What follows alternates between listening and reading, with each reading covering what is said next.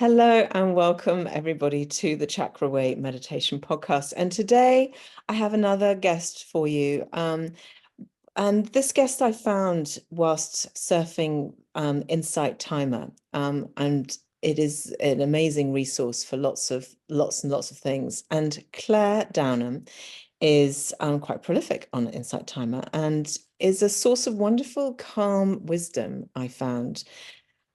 She is a success mentor. I mean, I think that's probably one of many things that we could call Claire. But I think we're going to talk about all sorts of things about just how to free yourself from all of the things that bind us, unhappiness and stress and anxiety and the inner critic and all of those things, which are subjects that, I keep coming back to again and again and again because we need to keep reinforcing this work again and again and again. So that all said, welcome, Claire. Thanks so much for joining me today. Thank you so much for having me. It's fabulous to be here. Yay, good. So your work is really lovely in that it's very much of service. You put out a lot of things for people. Tell everybody a little bit about what you do, and then we'll get into why and how and what got you here in the first place. What do you do? Yeah, so I help people to change the relationship that they have with that voice in their head that can tell us some really quite mean things and some really quite, well, an awful lot of untrue things. Yeah. So I don't really focus on getting rid of the voice, just changing the relationship with it so that we start to see when that voice isn't telling us the truth. And alongside that comes the work around emotions and really understanding what our emotions are, that they are just signals informing us of that untrue thinking. And I do this from a sort of, well, non-duality, inside out, three principles perspective. So it's very much helping people to understand how their experience is created. And as a result, I guess we often call it a subtractive psychology. So it's about just letting go rather than replacing one type of thinking with another. It's just about seeing how much our thinking isn't true. Mm. Because when we have a thought, we think, well, I thought that arrived in my head, so it must be true. Where does that come from? That, I mean, it's just feels innate that. Mm. Well, I think the first word that comes to mind in answer to that question is energy. Mhm. That it's energy in motion, really. It's energy moving in the body. It's a thought is, if we sit for 5 minutes even and just observe our thinking, we can see all sorts of nonsense coming in and out. And it's not the nonsense coming in and out, it's the identification with that nonsense. I Mm. can have a really horrible thought about all sorts of things, but if I just go, ugh, that's just what it is. It's just kind of an old bit of habitual thinking.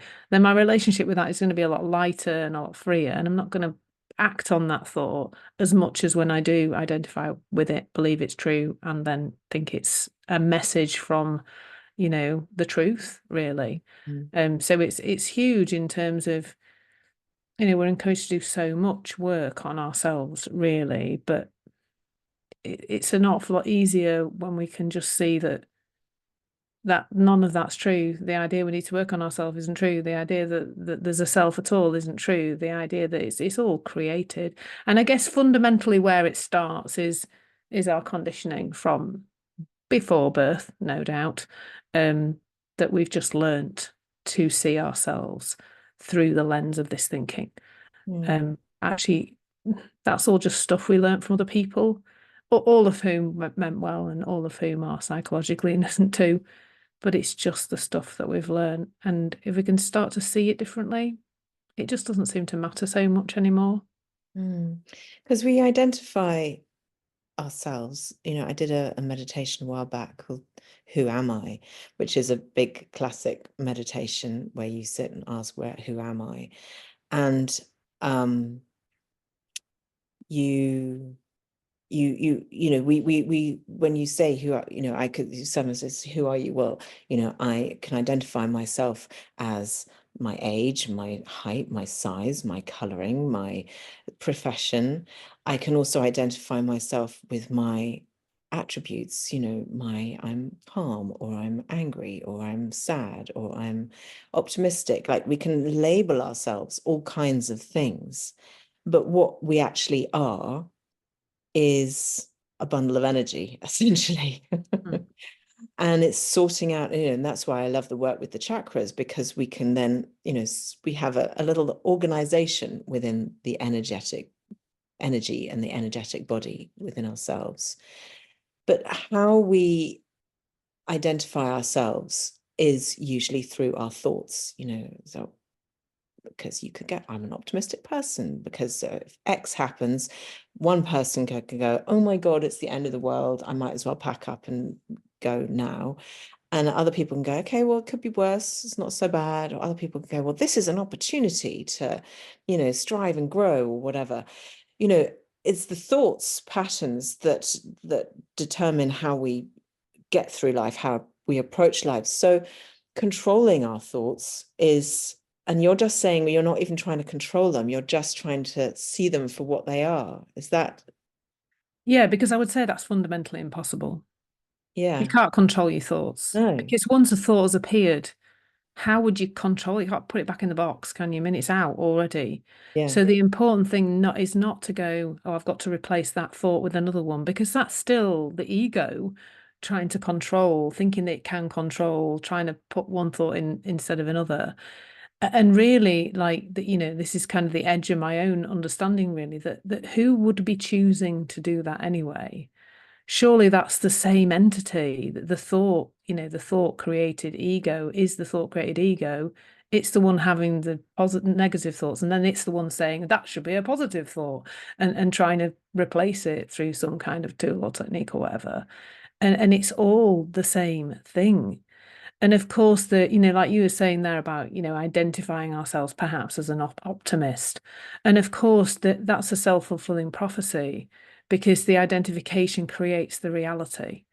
So if I focus on myself as, somebody who thinks positive, then I'm going to notice my positive thoughts, because my belief system wants to just present me with the evidence of that Reinforce being that. Yeah. true. Yeah. I mean, I often have a funny one that I share quite a lot, where I say that, if I decided that my other half was really rubbish at emptying the bins and that was supposed to be his job, then when I went in the kitchen, I would never notice the bins when they were empty.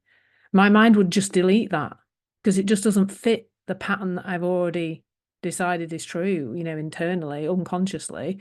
But when I went in the kitchen, the bins were full, they would literally like jump out at me, because we're only going to see what fits, because the mind is receiving so much information from our environment all the time, millions and millions of bits per second, and can handle about 50. So there has to be a deletion process, and the deletion process is done via the belief system. It just gets rid of everything. So that's why a lot of the mental illness labels that we deal with in society these days really do fit that profile. If for example, I see myself as anxious, then every little feeling in the body that could vaguely fit that, I'm going to be it's there. And then of course that's perpetuated by the thoughts about anxiety. Here it comes again, that's going to happen, I'm going to have a panic attack. And then the thoughts feeding the emotions, and then you end up in a loop where somebody ends up really, really struggling. Yeah.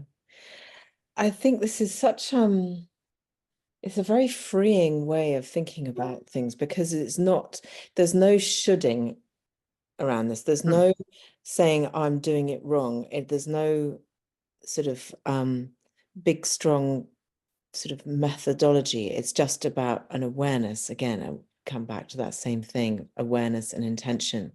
So I'm just going to take us sort of rewind a little bit and just find out a little bit more about you and how you came to do this work. Like what was your journey towards having these kind of realizations, having this awareness and being able to teach it in such a helpful way? Yeah, so I was until 2015 I worked in primary education. So I've been in primary education for 20 years, and the final 5 years or so I was a primary school head teacher. Right. And people always say, not surprising that I ended up leaving under a cloud of burnout because it's teaching, but I now see that very, very differently. I went through quite a huge number of transitions in a short period of time, from November 2013 when I split from my husband, and then threw myself headlong into partying, basically, like I thought I was 21 again, Yeah. doing lots of online dating, really probably drinking more than I'd ever done, well, probably since my student days, and just living life at a ridiculous pace, really, and just filling every single moment of life with something. Underpinning all of that was this desperation to control. I really thought my outside, unconsciously, I wouldn't have spoken about it like this then, but I thought my well-being was going to be secured, or the self was going to be secured by making all these certain aspects of my life right, in inverted commas. And Mm. so that gave me a lot to do and a lot to think about. And in the end, on the 31st March 2015, I walked into work utterly exhausted, walked out and never went back. And that was the end of my 20-year career in education.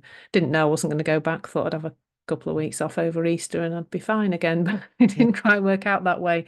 And then off the back of that, I resigned. It took a year for me to finally be able to kind of let go of my job, nudged heavily by my governing body who needed a head teacher in place.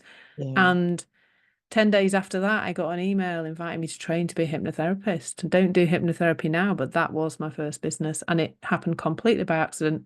I just went on the course just because I was interested. And by the end of the training, they were talking about starting a business. So that's what I did. And Amazing. then I guess probably the autumn of 2016, that's when I really kind of got into self-development. So I used to go to a networking events run by a company called For Networking. And every single event, they would have a 20-minute speaker. And the speakers were often self-development based, productivity based, goal setting based. There were coaches, there were people like that. And I started to just buy into this idea that I was supposed to be motivated, like energetically just the same all the time, every single day. Mm. And that was quite triggering for me because I wasn't, because I'm a Mm. normal human woman, and particularly a human woman. I'd recently burnt out, still recovering from that. I'd developed underactive thyroid at some point in the mix of that, and of course, at early 40s, I'm heading, Was headlong period. into the menopause. Mm. So I'm like, I've got all these things going on, and I thought I was supposed to be motivated every day. That I was supposed to get up, do the thing like a robot every single Yeah. day. Yeah. Be So productive.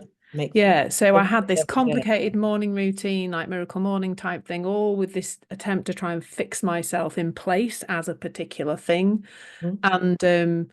And also like every time I had a big dip, if a dip lasted more than a couple of days, I was on to the therapist, I need to speak to you, I need to have a hypnotherapy session, I need to do inner child, I need to try and find the root source. This just went on and on and on with me just poking and prodding. And I read all the books about habits. In fact, I used to do quite a lot of speaking around the subject of habits. And that went on and on until January 2020, when a lovely friend of mine called Peter Slay, who had just trained with a guy called Michael Neal, who is a coach from the three principles, Inside Out Understanding. He wrote a book called The Inside Out Revolution.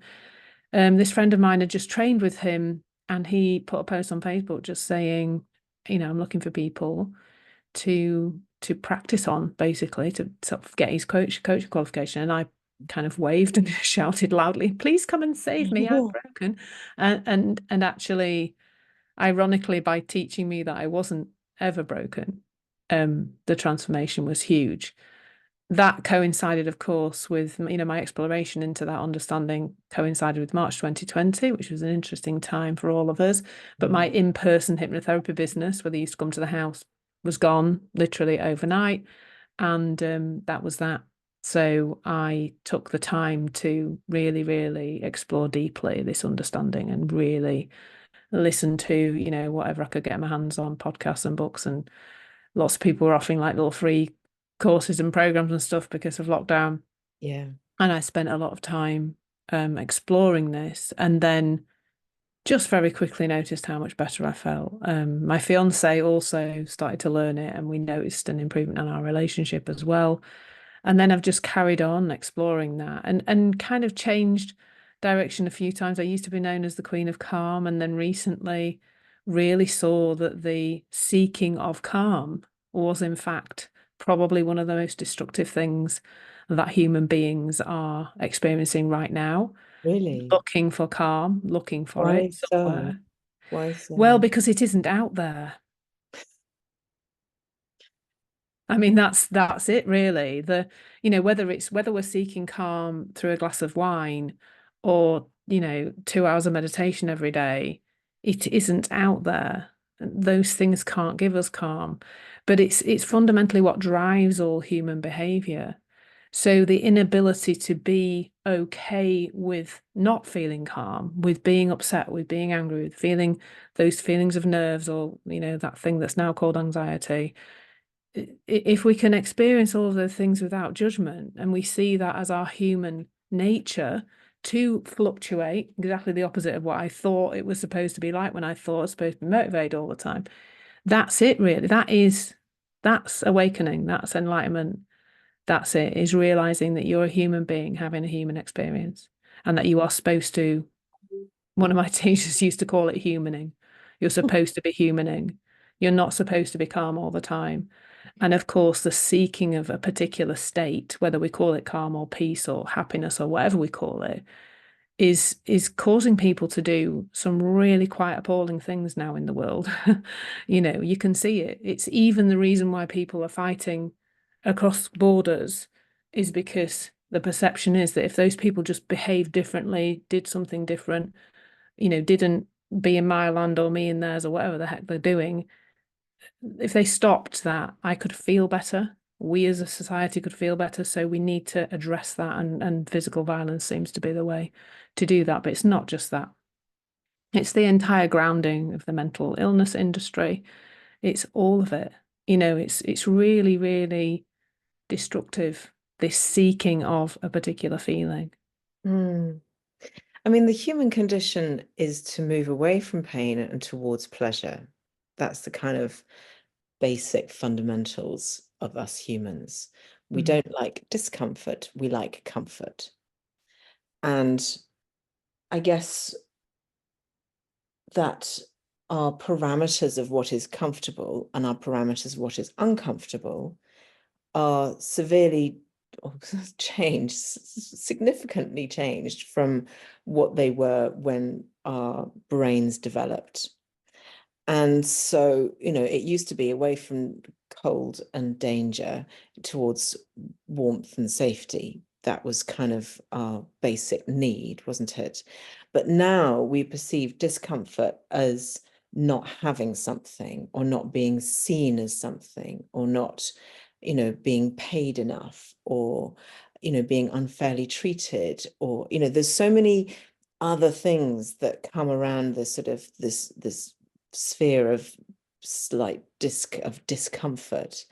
And again, what's seen as comfortable is not just being warm and dry and fed, but it's having every gadget under the sun, being seen as somebody who's successful. The parameters are really quite skewed. I think, is that fair enough? Do you think that's... Yeah, I think what you're kind of pointing to here is a muddling up between the physical and the emotional. Yeah. It's like, Yeah. absolutely, let's Yeah. move away from danger. I've had to shimmy over a wall in the last few years because a load of cows were chasing me. And that made perfect sense in the moment Yeah. to keep my physical body safe. Like, don't get run over by cows. Good Yes. idea. Let's climb over a wall. But it was very interesting in that experience of noticing the cows becoming very interested in me and running towards me, that I was over the wall. My physical body moved me out of danger. There was like this innate drive for safety, that this, what my mind was not involved in that at all. It was only after I got over the wall that I started to shake, because the what ifs came in. I'm on my own, I'm in the middle of nowhere. What if I'd got squashed by cows? That'd be the end of me. Like the what ifs all came. Oh, now later on the path, I think there's some more cows. So all that booted up, and then I started to shake and feel uncomfortable. That actual movement to safety did not require my mind to be involved. My body did that on its own. Yeah. Now, the same kind of thing applies to the mental, actually, that if we leave it alone, it sorts itself out. And what I've begun to do more and more of is that when I'm noticing some emotion like building in my body, is to sit with it, to not do anything, to not, if this is getting involved and saying, well, this is what you need to do to get rid of it, you need to tell your fiance that you really shouldn't have done that, or you need to speak out this, or you need to get angry or upset about it, or you need to get busy. That's often my default, is the feeling of urgency, Yeah. that's telling me I must get busy and do more stuff. But actually, if I sit with that feeling, I mean, without judgment and just from a place of non-judgmental awareness, those feelings have a 90-second lifespan. So why are we mass medicating people, who actually, it's just a misunderstanding that we need to get rid of it. And it's crazy. It's crazy. It's creating, massive amounts of suffering. Yeah. This one misunderstanding that our well-being isn't inside us. It's not out there. Yeah. I mean, so back to this, and I totally understand what you're saying. It's really so beautifully simple and straightforward and obvious when you say it, but the actual sort of putting it into action is something different. So take, for example, somebody who has a worry about money or their work or something like that. There's a sort of a practical worry. And it's a real situation, but the mental exertion over it, of the stories that come and create around it, of not being good enough or not seeing success, all of those kind of things. Like, how do you go about changing, that thought? Because what you're saying, what you said initially was, if you just need to notice your thoughts and understand that they're not necessarily true. But how do you get to that stage where you can convince yourself that it's not necessarily true? Because all of this is going on in the mind. This is all like mental gymnastics, or is it? How do we get there? Yeah, I mean, for me, there's often talk about staying in the conversation with an understanding like this, is that be in this really open, curious place to see the truth of this. That's the starting point. It has been for me throughout this entire 4.5 year journey. Is I'm just fascinated by it now, like a scientist who's fascinated with their work. I just find it absolutely enchanting to learn about this. And the community that I learn alongside are a lovely group of people. But I think one of the most fundamental things that is misunderstood is our emotions. Absolutely misunderstood what an emotion actually is. It's energy in motion. Yeah. And it is a product, really, of a thought believed in the moment. Like that's it. And that means that our emotions are like our human dashboard, really. Now, what we think our emotions are telling us invariably is that something out there needs to change, something needs to be fixed, something needs to be different to how it is. So the drive, we've already said that driver from the emotional state is to kind of change something in the outside world. But in actual fact, your emotions are an indication as to your state of mind right now. They're not an indication of who you are or what your labels are or any of that. They're just letting you know about your state of mind. And the deeper and deeper you kind of understand that, the more a kind of illusion of choice opens up. And I'm going to call it an illusion because I don't believe there's anybody to do that choosing, really, because we're only ever going to be choosing from what's inside our head. That we don't really have choice because we're a program. But with an increased awareness, things that I've noticed are things like kind of noticing that I'm going on a train of thought, and I know I start to feel a little bit off. I know if I carry on either verbally ranting about that or just even thinking about it and getting caught up in it, that's going to lead to some physical, emotional discomfort in my body. And so it seems more now, it just seems to not make sense. When your emotion is coming from your train of thought, increasingly it does not make sense to follow that. Now, what you were saying before about these real life situations, absolutely, as human beings, there are things to do. But when we realize that the train of thought, the worrying train of thought, has got nothing to do with reality. So let's take money as an issue. That worrying train of thought, I can absolutely guarantee isn't helping. However, once we're calm, practically in the world, there may be right now some stuff to do. Like there might be a 0% balance transfer to do for one of our debts. There might be an opportunity to ask for a pay rise, or apply for another job or get another job, or ask somebody for some money to help you. Like there are practical things to do around that issue. None of them are going to emerge from that idea of securing ourselves through worrying and overthinking and thinking it means something about us and all the stories. There will be no solution there. The solution is to use this powerful mind. Clare Downham, one of my teachers, calls it the superpowered mind. It's about using this mind for what it's actually meant for. And what our minds are actually meant for is sorting out real life stuff in the present moment. And that's where they work best. And every time we're not doing that, the body says, you're not doing that. It says you're not in the present. You're not connected to now. And your body is always going to tell you that all the time. Indisputably, it does it every single time. Because when we're caught up in the past, the future, the not now, the body says, you're caught up in the past, the future, the not now. Because it feels awful. Yeah. And that represents, because if you have somebody who's regretting, somebody, if we spend time regretting the past or unsure of the future, that is the definition of not living in the now, and it is obviously clear. But the physical ramifications of that are going to be unpleasant, uncomfortable emotions, and unpleasant and uncomfortable sensation, potentially even dis-ease, Eventually, yeah. That is all about the energetics of our body. That's all about knowing where this emotion is sitting. Because I've heard this said so many times, and I've said it enough times myself as well. It's like, you can't, emotions, you just, in order to, especially the uncomfortable emotions, say grief, for example, you can't sidestep it. You have to go through it. You have to just be with it, exactly as you said. Just be with that emotion. And it's uncomfortable, but not for a very long time. That's essentially it, isn't it?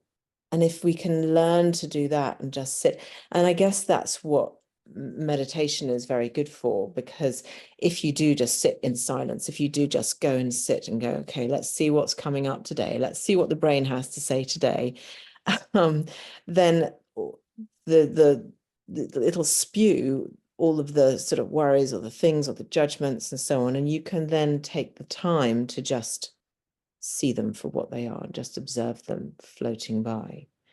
Like I always say about thoughts, is like a bus. You can sit at the bus stop. You don't have to get on every bus. You can just watch it go by. Or you can just choose to get off the bus. If you have got on the bus, you just get off at the next stop. It's quite simple. But it doesn't feel that way when it comes to thoughts. No, it doesn't. And that's why staying in a conversation like this is, to me, is key to it. And whether that's just listening to a podcast each day, or, it's what I say to all my clients is, don't just leave this. We do need reminders, because we're living in a world that is saying the exact opposite to what we're saying in this conversation all the time. You go through a newspaper, and I guarantee that 99.9% of the headlines will be outside in. This is causing you to feel that. That's causing this group of people to feel this. It's absolutely littered through some of the craziest things that are going on in the world right now, are all pointing to the outside in misunderstanding all the time. But that understanding, that inner guidance from the body, trusting the body actually over the mind, because the body is present. It can't be anywhere else. So when there's an emotion in the body, there's some kind of powerful truth in that. That's happening right now. That's your guidance. That's letting you know. And over time, I mean, something that just came up as you were speaking then is just, let's keep it light. Like, I just find myself going, ha see you there, you little blighter. You've been there before, haven't you? And there you are again. And you're a load of nonsense, aren't you? And like moving on with my day, literally, I can laugh sometimes at the ridiculous nonsense that passes through my head. It's just become a lot more of a lighter experience. I think often, the spiritual conversation can look really serious, but actually a lot of this is like just starting to go, actually, what a ridiculous thought that is. How funny that my mind is still spewing this stuff out, 53 years and 4.5 years exploring this, and then still my mind will say, well, that's not right, and that shouldn't be like that, and this should be different, and you should be different, and why not doing that, and you're a lazy you know what, and blah blah blah, And whatever this is else the it thing says. that it also you that well, for me, if I'm talking about myself personally, I know that I can be triggered into feeling an emotion, and um and I can fall down the same rabbit hole of emotional bombardment of myself. I can fall down that rabbit hole so easily. I do this work. I know this work. I live and breathe this work. Yet I still find myself triggered into old patterns and behaviors. And then I catch myself and I go, oh my God, I can't believe I've still got. So you're so right. This is work that has to keep on going. And it is a constant awareness of it. It's that constant work. It's like those fantastic books where you just have one sort of little reading to do a day that just remind. Those are really useful just to keep that in the top of your brain, if you like, to keep that awareness really live and present, I think is because we do some work and we go, oh, I've had an aha moment, I've had a realization. Okay, so I'm going to take that into the rest of my life. And 2 weeks later, you're doing exactly the same thing, having forgotten. Yeah.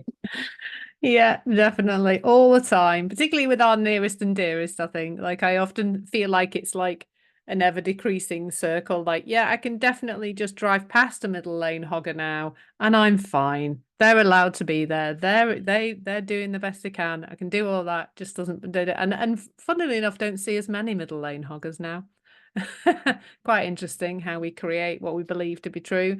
But Yeah, then if it's the people closest to us, if it's, my daughter's just come home from uni, that my fiance who lives here all the time, if it's those people, it's much harder to it seems to me, it seems to be harder to navigate around them and not feel like they're the ones. Well, if they just did that differently, I'd be okay. yeah, That still exactly. pops up for me all the And time. trying to change other people's behaviors as well, and the way other people think. Because I think that's often something that we do. So you go, well, they're thinking about it wrong, or I could do that better. Maybe it's just me. Maybe I'm giving away heinous secrets about my own inner life.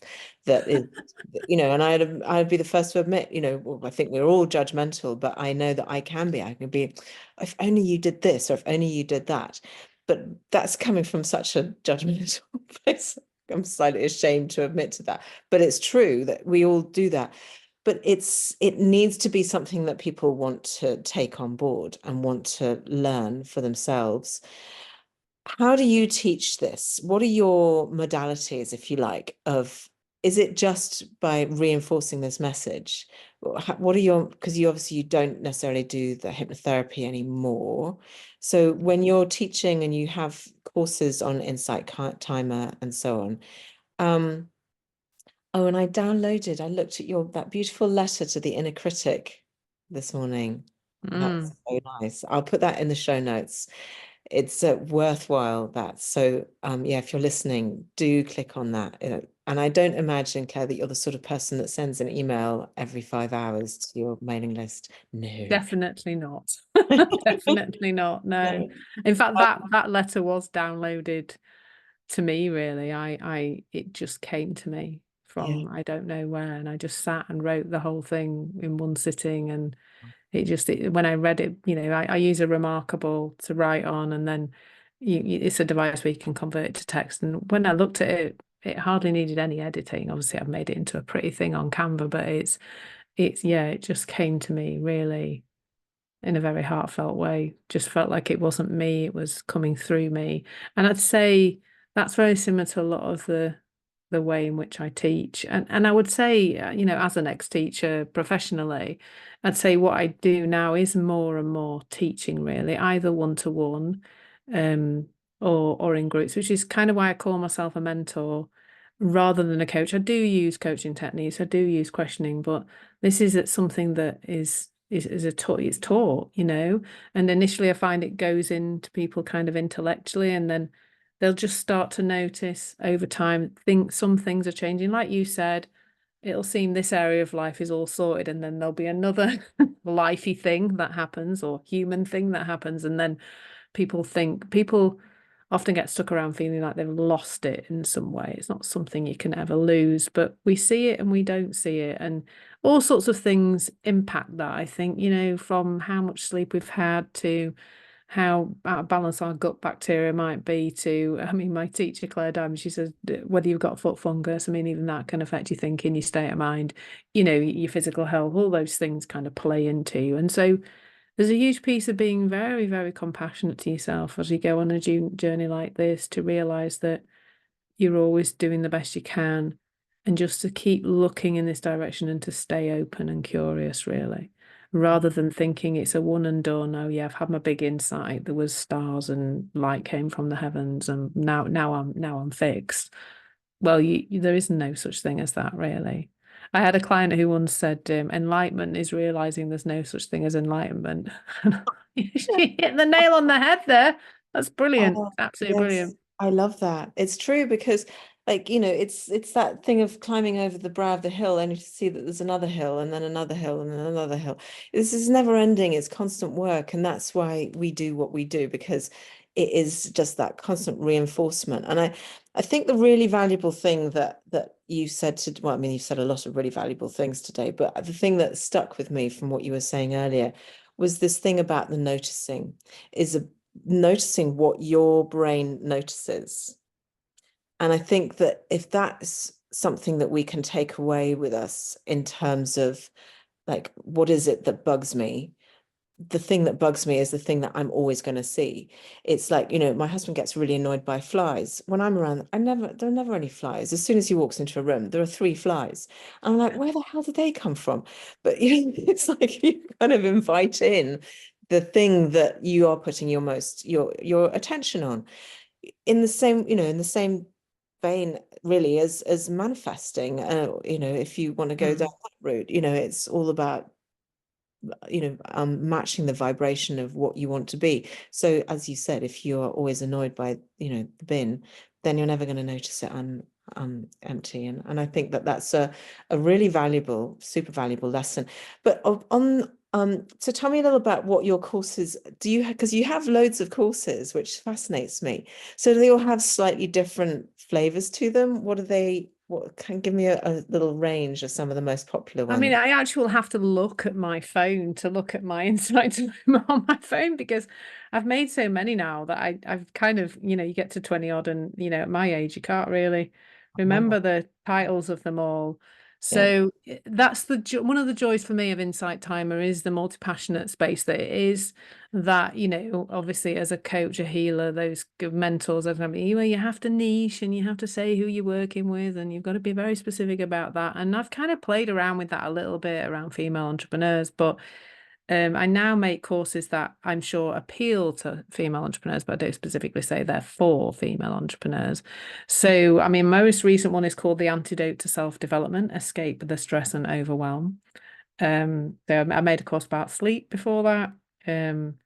7 soulful steps to unleash your innate creativity and productivity. So I do quite a bit about productivity, because that was my way into this, was looking at that kind of thing. But then I've got a course called Connecting to the Wisdom of the Body with Love, which is all about what we've been talking about, really tuning in and listening to the messages of the body, both on a physical and an emotional level. So it's definitely, there's just so much on there now that it's And the thing that I was listening to for you when I discovered you on Insight Timer, was about perimenopause, and you just dropped some golden wisdom, and I was like, oh, this woman, I need to talk to this woman, because she's got it straight. So thank you. Well, if you're interested in that subject, I can recommend another lovely lady, Tanya Elfersi, who is on Insight Timer. She's been one of my students, because I've had a little course to help people to get started on Insight Timer, and her perspective on menopause and perimenopause is life-changing. Mm. Like, more life-changing than anything else that's been said out there in the crazy world of medication and everything else. Like, it's really, really profound, is what she shares. So yeah, I definitely recommend looking her up. She's Yeah, fab. I will do. Thank you. Thank you for that. Claire, I feel like we've literally just scratched the surface with everything that you do. And I would love to stay in touch and maybe have you back on the podcast to talk about something a little bit more specific. Now we've got a kind of a flavor of you, because I feel like you have got some just beautiful, straightforward wisdom that is really clear and easy to digest. So, yeah, I think let's do a part 2 at some point soon. I'd love that. Yeah. How people, I mean, I guess how people get hold of you is they just go on Insight Timer and search for Clare Downham. Yeah, I'd absolutely love people to find me on Insight Timer. That's definitely a place. And I recommend, reaching out to me and messaging me on there and asking, if they've got a particular issue they're dealing with, I can probably recommend the best course for them to start with. A lot of people kind of move through all my courses because they get help from it around one issue and they're like, right, well, I'll look at another issue of my life from this perspective. So there, and then my website is claredownham.com, and the inner critic letter that you were talking about, that is claredownham.com/letter. So that's I'll put a link to that in the a show notes. nice read. Yeah. It is a lovely read. It soothed my soul reading that this morning. It really did. It was lovely. So thank you. But thank you so much for your time today, Claire. I've really loved meeting you. Thank you. Yeah, thank you. It's been an absolute pleasure.